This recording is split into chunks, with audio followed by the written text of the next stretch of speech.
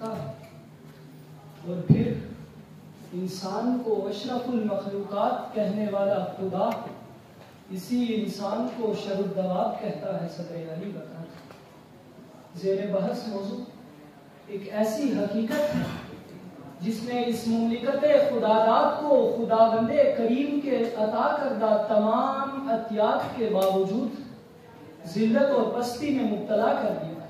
یہ اشرافیہ کے دلوں کا وہ میل ہے جس نے ہمارے اس نورانی عصمت کو سیاہ کر دیا ہے کہ صدر علی وقار میں کرپشن پر کیا بات کروں کہ اس مخلوق الحال قوم کا غریب فرد اگر چوروں، ڈکیتوں اور رہزنوں سے بچنے میں کامیاب ہو بھی جاتا ہے تو سرکاری ناکے پر دھر لیا جاتا ہے۔ ہم ایسے دیش کے باسی ہیں جہاں وائس اسٹیج کا اداکار اور تاجر حوثے زر کا دیوانہ ہے، جہاں ملا فتویٰ فروش اور قاضی فیصلے بیچتا ہے، جہاں سیاست دان ایسا بدماش کہ اس مخلوق الحال قوم کا ہر فرد بیک زباں ہو کر پکار رہا ہے کہ کہاں ہے ارض و سما کا مالک جو چاہتوں کی رگیں پورے دے، ہوس کی سرخی رخ بشر کا حسین غازہ بنی ہوئی ہے۔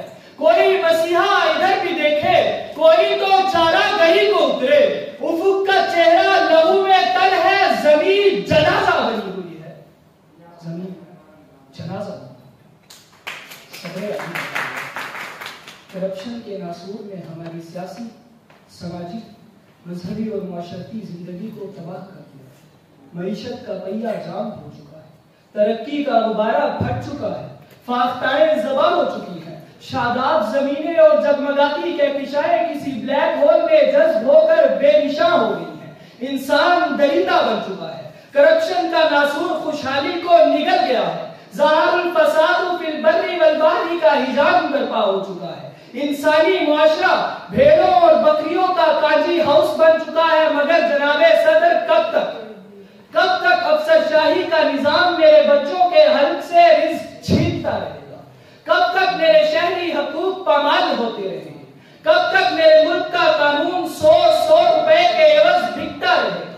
کب تک میرے ملک کا مڈل کلاس شہری تلاش انصاف کے لیے در در کی ٹھوکریں کھاتا پھرے گا؟ صدر علی وقار بات صرف اتنی سی ہے کہ جس ملک میں پولیس اسٹیشن کے چپڑاسی سے لے کر ایوان عدل تک میرے ٹیکس پر پلنے والا ایک شخص میری ہی جیب ٹٹولنے میں لگا ہو، ایسے ملک میں اشیاء خورد و نوش کی قیمتوں میں اضافہ کوئی بڑی بات۔ صدر علی وقار کوئی تو محلات میں دادے عیش لوٹ رہا ہے اور کوئی نانے شبینہ کو بھی ترس رہا ہے، اور یہ سب مناظر ہضم کر لینے والی خلق خدا ہسپتالوں کی دہلیز پر ایڑیاں رگڑ رگڑ کر مر رہی ہے۔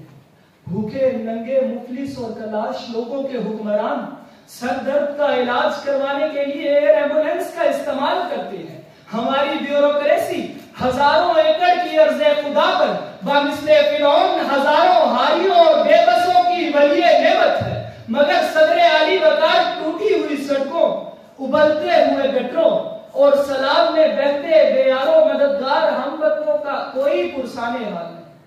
تو پھر صدر علی وقار اصول بیچ کر مسند خریدنے والوں، نگاہ اہل وفا میں بہت حقیر ہو تم، وطن کا پاس تمہیں تھا نہ ہو سکے گا کبھی، کہ اپنی حرص کے بندے ہو، بے ضمیر ہو تم، بے ضمیر ہو۔ آپ کی سماعتوں کا بہت